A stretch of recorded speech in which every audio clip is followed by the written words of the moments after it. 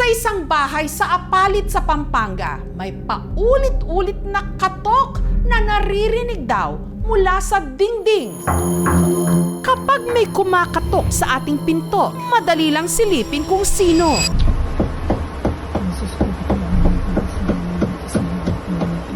Pero ang pamilya ni Noel ng Apalit sa Pampanga,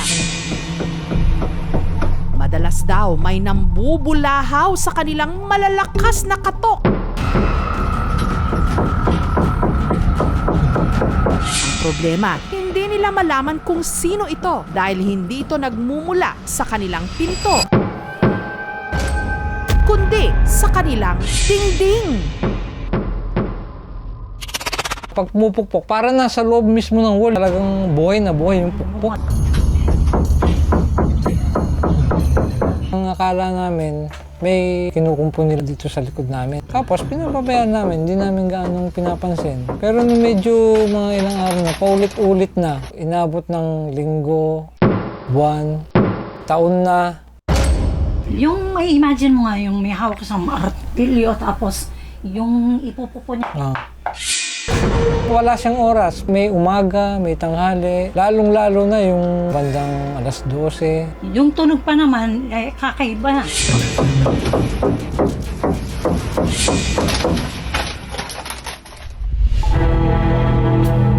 Nung una, inakala raw nilang ang katok mula sa ingay ng kanilang mga kapitbahay. Lalo't ang mga bahay sa kanilang lugar, magkakadikit. Yung katabing bahay nga namin. Tito Boy, meron kami naririnig na bumupukpok dito sa pader na malapit sa inyo. Nakakahistorbo.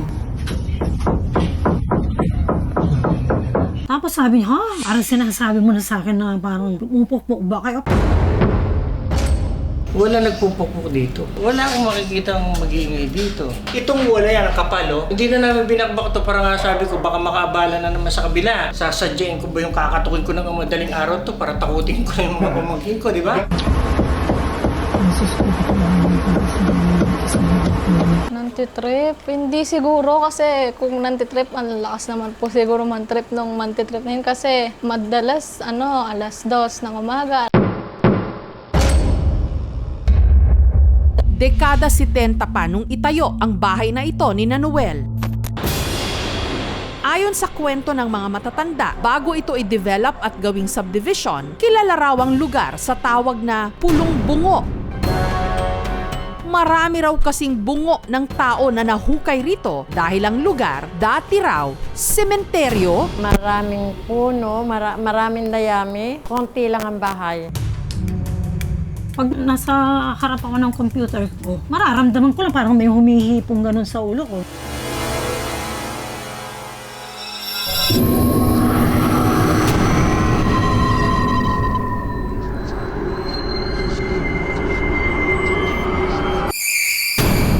Mas gusto ko pa magpakita sa akin, wag lang yung nakatago. Ang kakaibang pangyayaring ito sa bahay ni Noel, natiis nila sa loob ng mahigit 3 dekada. Hanggang nito lang September 13, napuno na sila nung sa kasarapan ng kanilang tulog.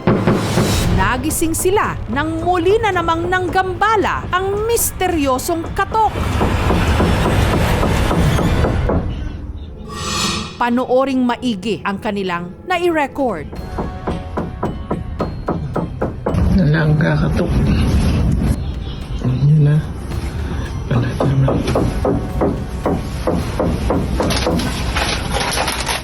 Sa takot ang misis ni Noel na si Angelita, napadasal na lang. In Jesus' name.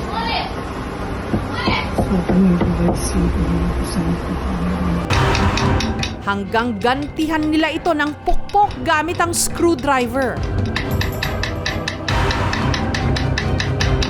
Pero ang pangangatok ayaw pa ring umawat.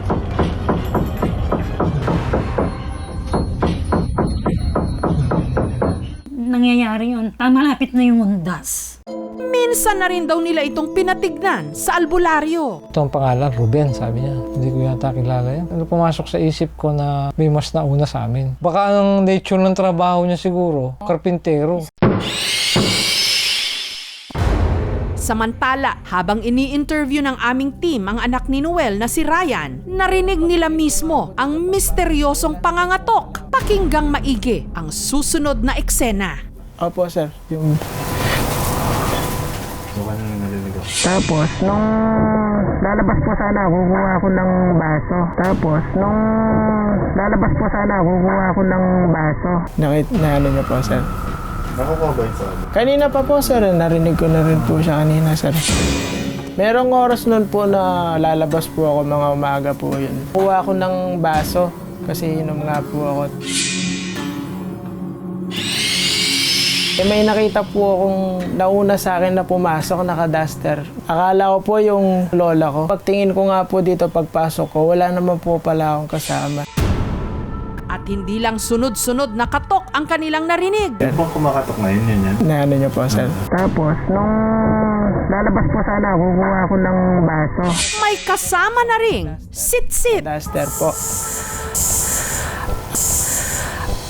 Dahil dito, sa kailaliman ng gabi, mag-isang naghintay sa loob ng bahay si Ed Calwag. Muli kayang may kakatok? Dito sa area na to. Grabe. Nandito talaga yung pinanggagalingan ng sounds. Dito ko rin nakita yung babae. Na mahaba yung buhok. Kung kayo talaga ang gumagawa, pwede nyo bang iparindig ngayon sa akin yung pagkatok? Mas lalong kakabog ang mga katok sa inyong mga dibdib. Sana pagbigyan nyo na ako. Sa aming pagbabalik. Meron siyang sinasalit. Nandito ka na ba? Ang bahay na ito sa Apalit sa Pampanga, 3 dekada na raw na may misteryosong kumakatok sa sementado nilang dingding.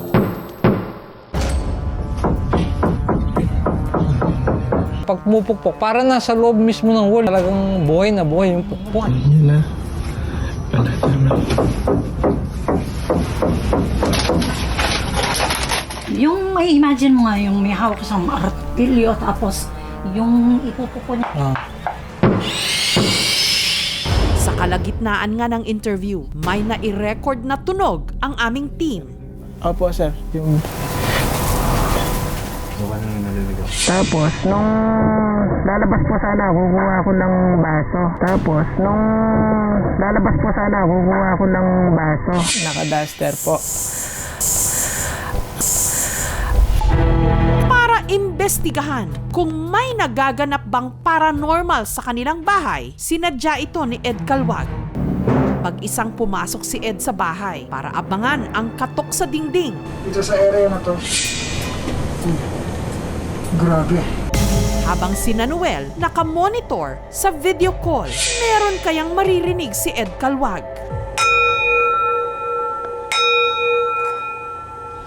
Pwede nyo bang iparinig sa akin yung pagkatok? Nandito talaga yung pinanggagalingan ng sounds. Dito ko rin nakita yung babae. Ang lungkot-lungkot ng mukha. Yung sinasabi niya palagi na parang may dumadaan sa tagiliran niya. Kung kayo talaga ang gumagawa, pwede nyo bang iparindig ngayon sa akin yung pagkatok? Kasi may reason po yung ginagawa nilang pagkatok. Naghihingi sila ng attention. Pero so far, ayaw nila makipag-communicate. Ayon kay Ed, ang posible raw portal o lagusan ng mga ligaw na kaluluwang hindi matahimik ang salaming ito sa dingding. Kanya ang nilalayan ni salamin. Bago nagkaroon ng mga bahay dito, maaring matagal na tong lagusan nila. So kung ito po ay tatanggalin natin, okay lang po ba yon? Hindi na namin gagamitin. Lagay na lang namin doon sa basuran.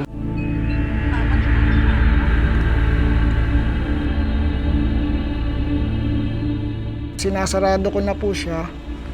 Tinatanggal ko na po yung pagiging lagusan niya. Hopefully po, mawala na po yung pagkatok. Hindi na po sila magpapagala-gala dito sa lugar nyo kasi wala na po silang daanan.